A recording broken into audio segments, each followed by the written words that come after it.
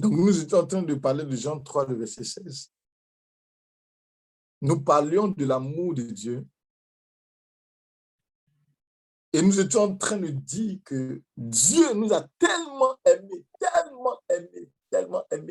qu'il a fait le don de soi, le don de son Fils. Et qu'en matière d'amour, qu'il soit amour entre humains, si l'un ou l'autre n'est pas prêt au don de soi, au sacrifice de soi envers l'autre, on ne peut pas parler d'amour. À plus forte raison, l'amour divin. Donc Dieu, pour nous manifester cet amour-là, qu'est-ce qu'il a fait? Il a exprimé son amour en nous donnant son Fils. C'est pour cela que généralement, on se dit qu'on n'aime pas telle chose, on n'aime pas Dieu, on n'aime pas le Seigneur, mais on se retrouve dans des dispositions du Seigneur qui nous trahissent nous-mêmes. Je dis, je n'aime pas Dieu, mais pourtant je suis attiré vers tout ce qui touche à Dieu. Mais tu ne sais pas que tu n'aimes pas, tu sais pas que tu aimes Dieu comme ça.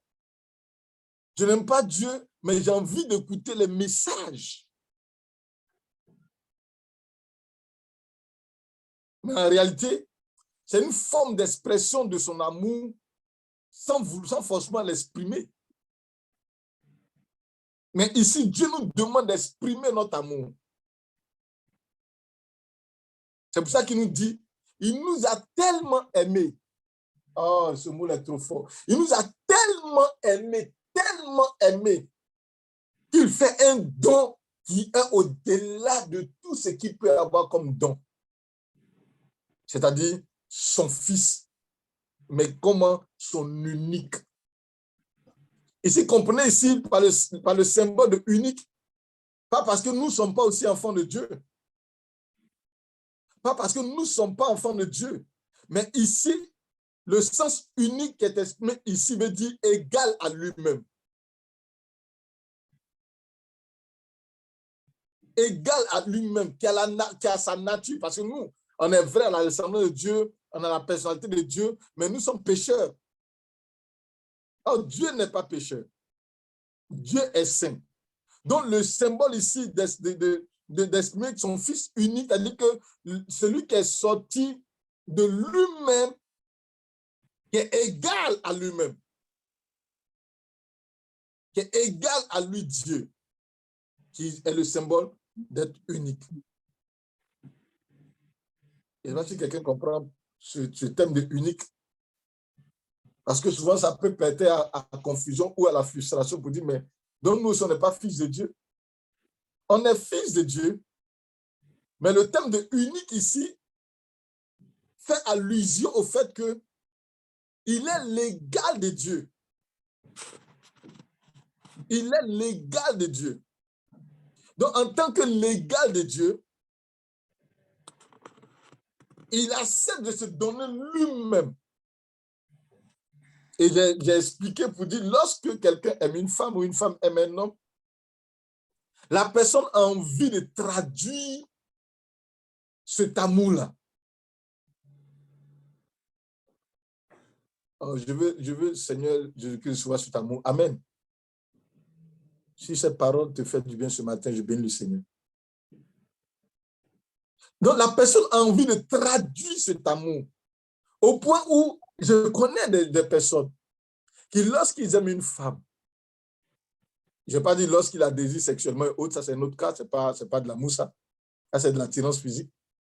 Mais quand tu l'aimes et que tu n'arrives même pas à expliquer ce qui t'arrive, ce mec est capable d'aller s'endetter juste pour faire plaisir d'un restaurant à cette dernière.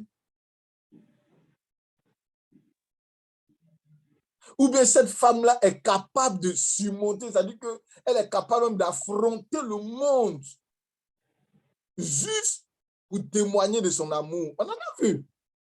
Ou elle défie même les parents. Juste pour exprimer son amour envers son homme.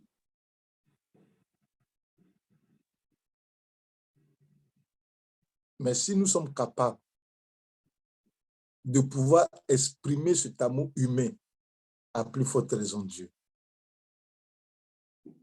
Pourquoi on n'est pas prêt à défier le monde entier pour exprimer notre amour envers Dieu? Et les Blancs donnent un autre nom à cela qu'ils appellent la passion. La passion est le principe d'aimer au-delà de ses forces. Souvent, tu te dis, mais devant une situation où tu te dis, non, moi, je prends des décisions, je prends des résolutions, je fais ceci, je fais cela.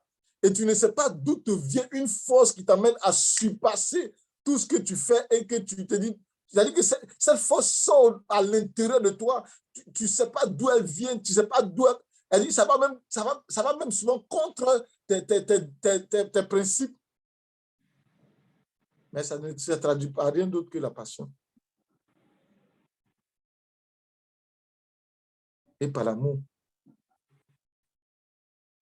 Et c'est pour cela que tu n'arrives pas à te l'expliquer toi-même. C'est plus fort que toi.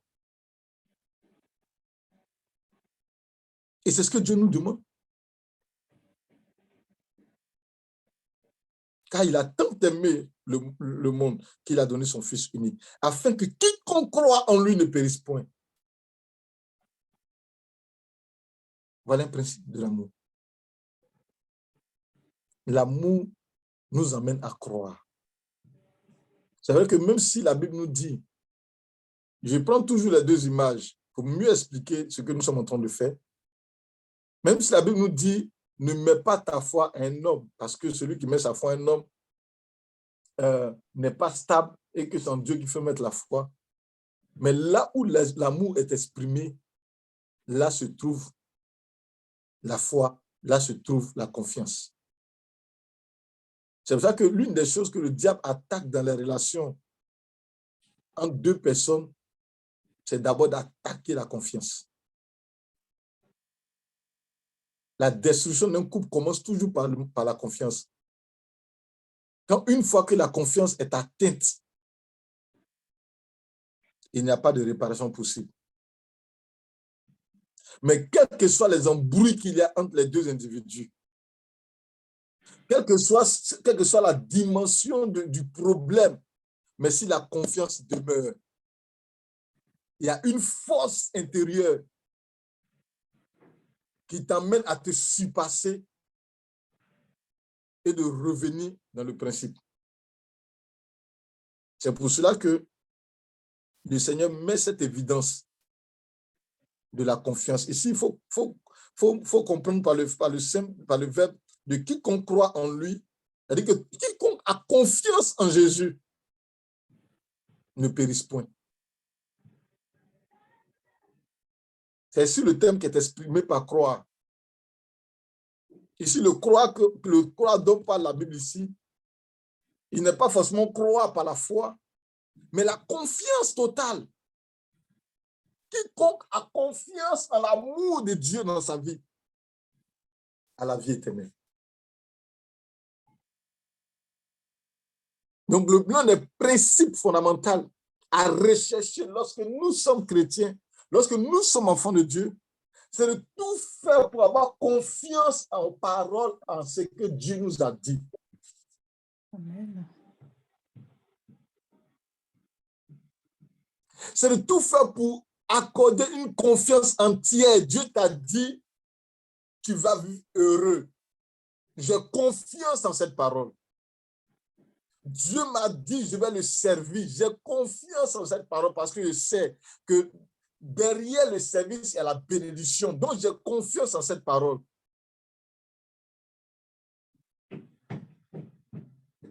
Donc, je demeure dans cette parole. J'ai confiance. Et parce que j'ai confiance en sa parole, je ne meurs pas. Alléluia. Amen. Parce que j'ai confiance en sa parole, je ne meurs surtout pas. Parce que c'est ça. Le plus souvent, nous échouons, ou même le plus souvent, nous sommes déçus, ou le plus souvent, nous regardons à nos yeux parce qu'on ne fait pas confiance à Dieu. On ne fait pas confiance au choix de Dieu dans notre vie et qui fait que souvent nous sommes déçus par beaucoup de situations. Mais si je fais confiance à Dieu, je sais que Dieu ne peut pas me donner quelque chose qui va me détruire. Donc, quand il me dit qu'il me donne son fils unique, je sais que le don de son fils n'est pas pour me détruire. C'est pour cela que le serpent était dressé dans le désert. Et lorsque les Juifs levaient la tête pour regarder le serpent, ils savaient que le serpent était pour la guérison. Donc, ils avaient confiance. Pour ceux qui n'avaient pas confiance, ils ne levaient pas la tête, ils avaient la tête baissée. Mais pour ceux qui avaient confiance, ils levaient la tête et ils recevaient la guérison. C'est la même chose avec Jésus. Si j'ai confiance, je regarde Christ à la croix. Et c'est ce que le brigand à la croix a fait. Il avait confiance. Il a dit, Seigneur, souviens-toi de moi quand tu seras dans ton royaume. Mais le deuxième, il n'avait pas confiance en lui. Il n'avait pas confiance en ses paroles. Il n'avait pas confiance en la personne de Christ. Et celui qui a eu confiance en lui, il est monté au ciel, malgré ses péchés. Et dès que ce matin, je peux te scandaliser par une parole que je te dis. Est-ce que tu sais que ta confiance en Christ, ton amour envers Christ, peut amener Christ à fermer sur ta vie de péché, à fermer les yeux sur ta vie de péché? La preuve en est le brigand à la croix. Est-ce qu'il y a un péché qui est plus grave que régner Jésus? Qui a régné Jésus? Qui a régné Jésus? Est-ce qu'il y a un péché qui est plus grave que régner Jésus? Mais Pierre, en régnant Jésus, n'a pas manifesté le fait qu'il n'avait pas confiance en lui. Il avait confiance en lui, mais c'est la peur qui a fait que Pierre a régné Jésus. Et voilà un des éléments qui nous fait passer souvent beaucoup à côté de nos bénédictions. Souvent, je suis persuadé que la chose-là est bonne pour moi. La chose-là est utile pour moi. La chose-là, c'est ce qu'il me faut. Mais à cause de la peur, je n'arrive pas à le posséder. Pierre n'a pas régné Jésus parce qu'il n'avait pas confiance en Jésus. Mais Pierre a régné à cause de la peur. Parce qu'il n'avait pas réussi à vaincre la peur. Parce que quand les gens l'ont attrapé, il a eu peur pour sa vie.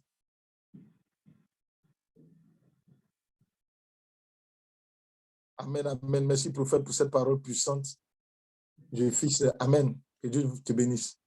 Je ne sais pas où j'ai tiré cette force pour parler ce matin, mais je m'accroche à cette parole que cette personne m'a dite pour dire, si ce n'est pas toi, ce n'est personne d'autre.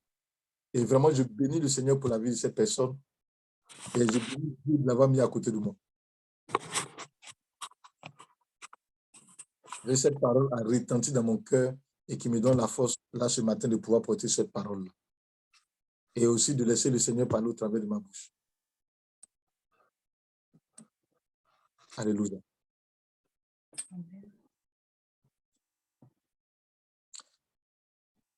Donc, la peur.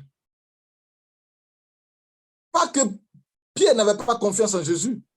Pas que Pierre n'aimait pas Jésus. Pierre aimait Jésus. Pierre avait confiance en Jésus.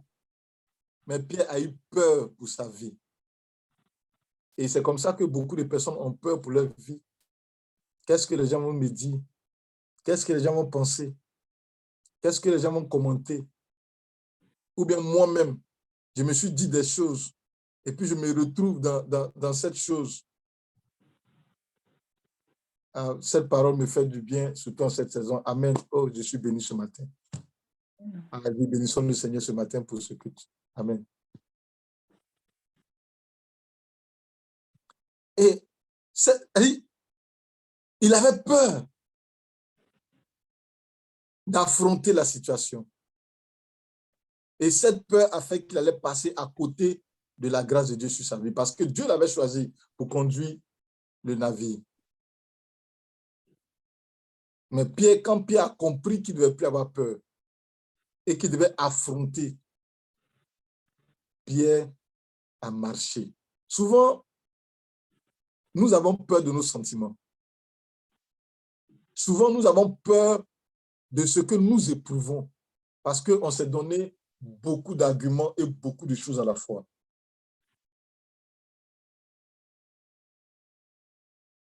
Mais la peur est une âme destructive. Il en est de même pour le Seigneur. Si on a peur de témoigner au Seigneur que nous l'aimons, on a peur de témoigner au Seigneur que nous sommes avec lui, on a peur de témoigner au Seigneur que nous sommes là, cette peur va nous éloigner de Dieu. Et cette peur va nous faire passer à côté du miracle de Dieu pour notre vie. Et c'est pas pourquoi ce matin Dieu nous parle comme ça. Mais c'est tellement que cette parole est pour une personne. Là où on parle d'amour, la peur n'a pas sa place. Là où on parle d'amour, la confiance est le béton de cet amour. Là où on parle d'amour, la manifestation du don de soi est présente. Là où on parle d'amour, l'expression de ce vécu est présente. Vous savez, je connais des personnes qui, elles aiment, mais elles n'arrivent pas à exprimer leur amour. Elles n'arrivent pas à traduire leur amour. Mais pourtant, elles aiment. Et pourtant, elles ont confiance en la personne. Mais il est difficile pour plusieurs raisons, plusieurs facteurs, de traduire cela. Mais ce matin, la Bible nous parle que Dieu a tellement aimé le monde. Il n'a pas eu peur de traduire cet amour-là en nous donnant son Fils. Il n'a pas eu peur de mettre des mots sur cet amour en nous donnant son Fils. Il n'a pas eu peur de nous donner des garanties par rapport au fait que si nous aimons son Fils, en retour, qu'est-ce qui va nous arriver? C'est-à-dire la vie éternelle. La garantie de cet amour, la stabilité. Si tu ne peux pas traduire ton amour, tu ne pourras pas donner l'occasion d'une stabilité dans ta vie. Parce que tu seras en perpétuel combat avec toi-même. Tu seras en perpétuelle lutte avec toi-même.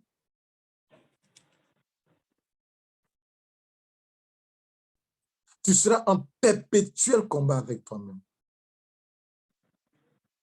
En perpétuelle lutte avec toi-même. Jusqu'au point où tu arrives à placer un mot sur ce que tu traduis envers ton Dieu ou envers ce que tu vis de manière personnelle.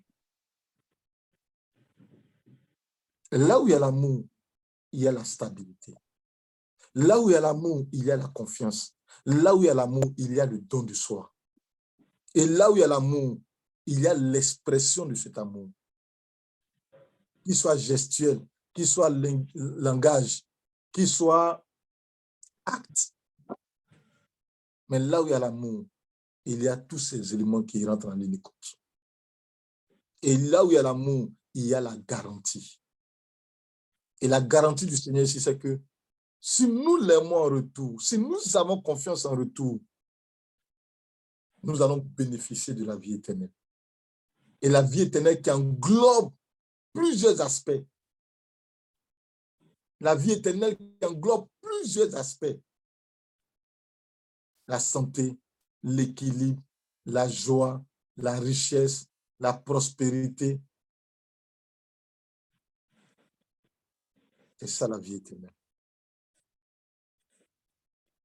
Et le verset 17 nous dit, Dieu, en effet, n'a pas envoyé son Fils. Tu peux me lire ça, s'il te plaît? Dieu, en effet, n'a pas envoyé son Fils dans le monde pour qu'il juge le monde, mais pour que le monde soit sauvé par lui. Amen. Amen. Dieu n'a pas... Voilà là où souvent nous nous trompons. Souvent, nous pensons que souvent, nous pensons que la présence de Jésus dans notre vie est de nous juger. Là où il y a l'amour, il n'y a pas de jugement. Là où il y a l'amour, il y a le pardon. Là où il y a l'amour, il y a la tolérance. Là où il y a l'amour, il y a l'acceptation de la personnalité de la personne. Jésus sait qui nous sommes. Il sait qu'on est pécheurs. Il sait qui nous sommes. Et ne vient pas pour nous juger, mais il vient pour nous sauver. On sauve qui? Une personne qui est en détresse. On sauve qui? Une personne qui est malheureuse. On sauve qui? Une personne qui appelle au secours. Une personne qui demande de l'aide. Mais imaginez-vous une personne qui est en train de s'enfoncer et toi, tu vas venir juger la personne. Mais tu vas tuer la personne. Tu vas détruire la personne. Mais une personne qui est en train de s'enfoncer, on le sauve d'abord. Et c'est ce que Christ vient faire. Il vient nous sauver. Et jamais nous pensons que Christ souvent vient nous juger. Et c'est pour ça que s'il nous arrive d'avoir des faiblesses dans notre vie, on se met à culpabiliser, on donne accès au diable et on tombe à un niveau plus bas. Christ n'est pas venu pour nous condamner. Il est venu pour nous sauver. Et nous sauver prend en compte le fait qu'il sait qui nous sommes. Il connaît nos forces, il connaît nos faiblesses. Il sait ce que nous sommes capables de faire, ce que nous ne sommes pas capables de faire. Mais la seule chose qu'il nous demande, le verset 16, d'avoir confiance en lui. Et d'avoir confiance au choix pour notre vie. Et vous savez que souvent nous attirons dans beaucoup de difficultés parce que souvent on a du mal à accepter ce que Christ nous donne. À tous les niveaux de notre vie, que ce soit travail, mariage, promotion, machin. Souvent on a du mal à être épanoui parce que souvent on s'est fixé nous-mêmes des règles de vie, on s'est fixé nous-mêmes des règles de jeu, on s'est fixé nous-mêmes des principes, on s'est fixé nous-mêmes des caractères où comment je peux dire ça, des critères. Donc, lorsque Christ nous apporte quelque chose qui ne rentre pas forcément dans nos critères ou dans nos principes ou dans notre manière de fonctionner, on est en opposition avec Christ, on est en perpétuel combat avec Christ. Et cela nous traduit par, comment on appelle ça, traduit en nous un combat interne et nous rend malheureux. Le plus souvent, on est malheureux de certains choix de notre vie ou dans certains aspects de notre vie parce qu'on a du mal à accepter ce que Christ nous donne. Mais en réalité, si le Seigneur t'a donné ce travail-là, je me souviens, il y a une de mes filles qui me priait pour avoir du travail. Et il y avait un travail qu'on lui avait proposé qui était un travail alléchant avec tout ce qu'elle voulait. Elle a dit que tous les critères qu'elle s'est donné là, c'est ce qu'elle voulait. Et quand ce travail s'est présenté, elle a fait même l'entretien. On lui a dit non, elle sera retenue. Et puis au final, elle n'a pas été retenue. Mais elle m'a fait une de ces scènes pour dire non, Jésus, Dieu n'est pas bon avec elle, Dieu n'est pas bien avec elle, que ce n'est pas sûr qu'elle puisse avoir un autre travail plus avantageux et que dès même le travail qu'on lui propose maintenant là, ça n'a rien à voir avec le premier qu'elle a eu. Je lui ai dit, écoute-moi, toi, tu as tes critères. Toi, tu t'es fixé quelque chose. Voilà pourquoi tu es dessus. Mais est-ce que tu penses que si le Seigneur te donne un travail, même si le salaire n'est pas pareil à ce que toi, tu as recherché, tu penses que Dieu ne sait pas qui tu es pour te donner quelque chose qui va te stabiliser? Elle avait du mal à comprendre cette vérité-là. Pendant plusieurs jours, elle a lutté avec cette vérité. Et lorsqu'elle a eu une autre proposition de travail, qui était moins alléchant que ce qu'on lui a proposé, même pour m'en parler, elle avait des problèmes. Mais le jour où elle m'a parlé, je lui ai dit, c'est le travail que Dieu a prévu pour toi qu'elle a. C'est vrai que le salaire n'avoisine pas ce que tu voyais là-bas. C'est vrai que tu vas te dire, ça ne peut pas rentrer dans toutes tes lignes de compte que tu vois là-bas. Mais aujourd'hui, après 2 mois seulement qu'elle a commencé à travailler, elle me dit, prophète, je bénis Dieu pour ce travail. Elle dit, pourquoi? Elle dit, tout ce dont je m'imaginais, c'est ce qu'ils sont en train de vivre à l'intérieur du travail. La paix que je recherchais, c'est ce qu'ils sont en train de vivre. Et j'ai compris que la volonté de Dieu ne peut pas forcément être ce que nous on désire.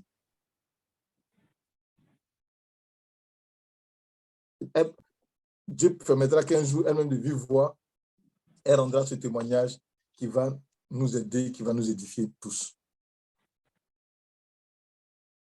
Donc souvent, on n'arrive pas à comprendre l'amour de Dieu dans notre vie. Et quand c'est comme ça, souvent on se dit, ce n'est pas Dieu. Mais les amis, Dieu n'est pas obligé de manifester son amour envers nous comme ce que nous voulons forcément. Non. Non, ce n'est pas possible. Mais il le manifeste envers nous en fonction de ce qu'il sait qui va nous rendre heureux, qui va nous procurer la joie, qui va nous rendre stables, qui va nous aider. Et si nous avons confiance en lui, si on a réellement confiance en Dieu, parce que souvent il dit, non, j'ai dit dans ma bouche, Seigneur, te fais confiance. Seigneur, te fais confiance. Mais il y a des éléments sur lesquels, quand ça arrive, il dit, non, là, ce n'est pas Dieu. Mais que tu ne lui fais pas confiance, totalement. Tu ne lui fais pas confiance totalement. Donc, le Seigneur ne vient pas pour nous juger. Au contraire, il vient pour nous sauver.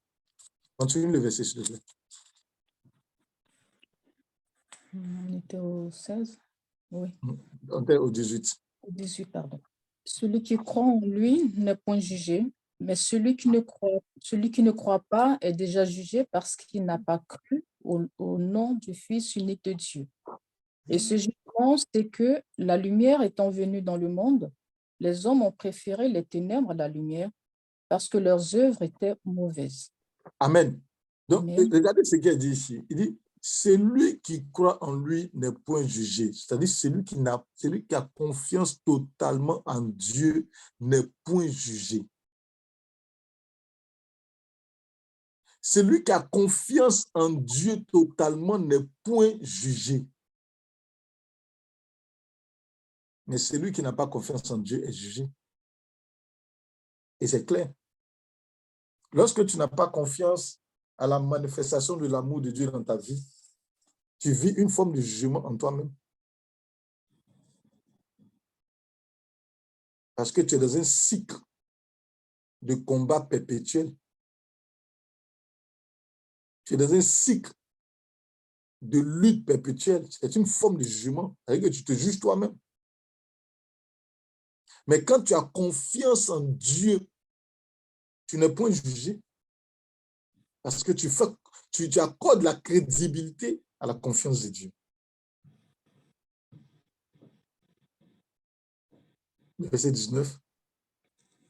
Et ce jugement, c'est que la lumière étant venue dans le monde, les hommes ont préféré les ténèbres à la lumière parce que leurs Amen. œuvres étaient mauvaises. Amen. Amen. Ils ont préféré quoi? Ils ont préféré suivre les ténèbres à la lumière que de suivre la lumière. Mais ici, la lumière peut se traduire par plusieurs choses. La lumière peut se traduire par l'éclaircissement, l'éclairage de ta vie.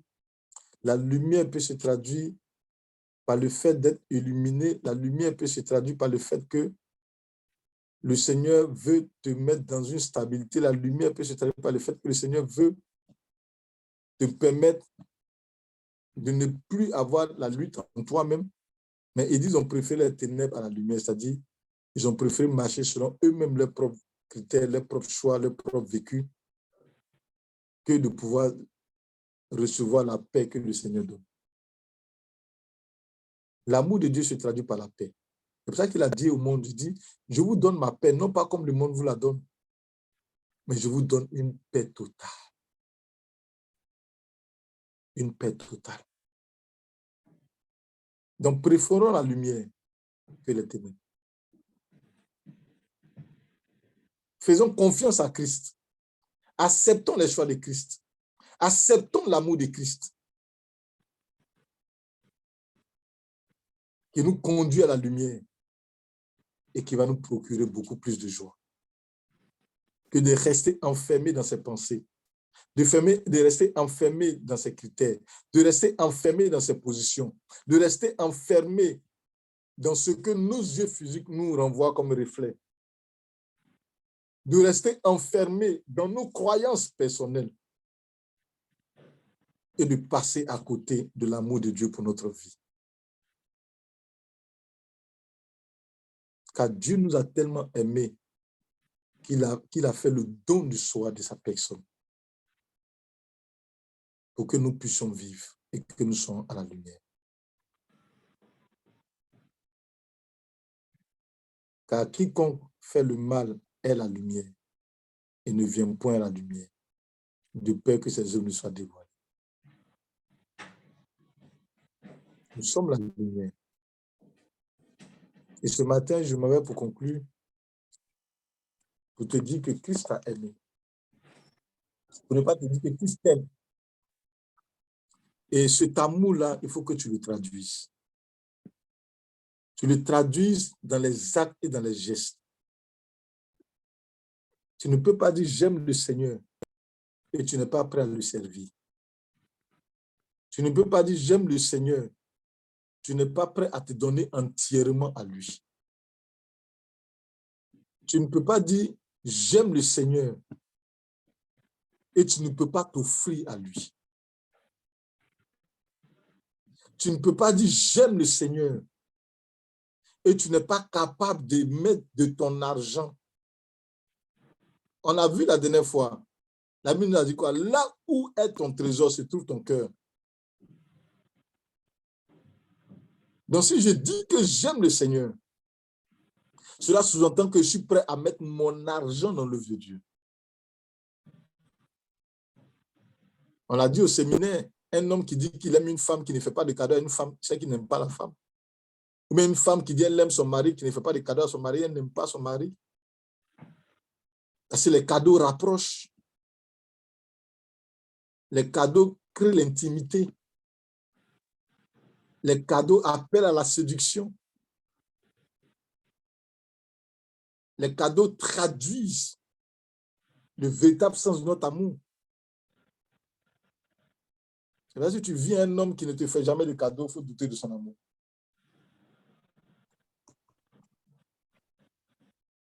Je répète encore, tu vis avec un homme qui ne fait jamais de cadeaux, il faut douter de son amour. Ou une femme qui ne fait jamais de cadeaux, il faut douter de son amour. C'est qu'elle ne t'aime pas ou bien elle ne t'aime pas. Mais quand il t'aime ou bien elle t'aime, il est prêt au sacrifice pour toi. Donc si tu dis que tu aimes le Seigneur, tu dois être prêt au sacrifice pour le Seigneur. Tu dois manifester cet amour-là. Tu dois vaincre ta peur et traduire cet amour. Parce que je vous l'ai dit tout à l'heure, la peur est une âme destructive pour notre bien-être. La peur est une âme destructive pour notre bien-être. La peur est une âme destructive pour notre bien-être. Ce matin, une parole que Christ a dite qui est très forte. Il a dit, vous aimerez l'Éternel, votre Dieu, de tout votre cœur, de toute votre pensée, de toute votre âme et de toute votre force. Christ nous a aimés. En retour, comment nous témoignons lui cet amour? Par une passion véritable envers lui. Par une démonstration véritable envers lui. Je bénis le Seigneur ce matin pour ce message. Et j'espère que ce message a pu répondre à une préoccupation dans ton cœur. J'espère que ce message est venu dissiper beaucoup de doutes dans ton cœur. S'il y avait des situations à laquelle tu ne pouvais pas faire face, s'il y avait une lutte intérieure envers toi-même, s'il y avait un combat personnel envers toi-même, j'espère que ce message t'a aidé à trouver les réponses que tu te posais. Aujourd'hui, nous sommes dans un ère où nous devons manifester notre amour pour Christ. Nous sommes dans un ère où nous devons témoigner notre amour pour Christ. Nous sommes dans un ère où nous devons démontrer que nous aimons Christ. De toutes les manières possibles. Que Dieu vous bénisse. Amen. C'est un culte. Tous ceux qui souhaiteraient faire une offrande, qui souhaiteraient payer leur dîme ou qui souhaiteraient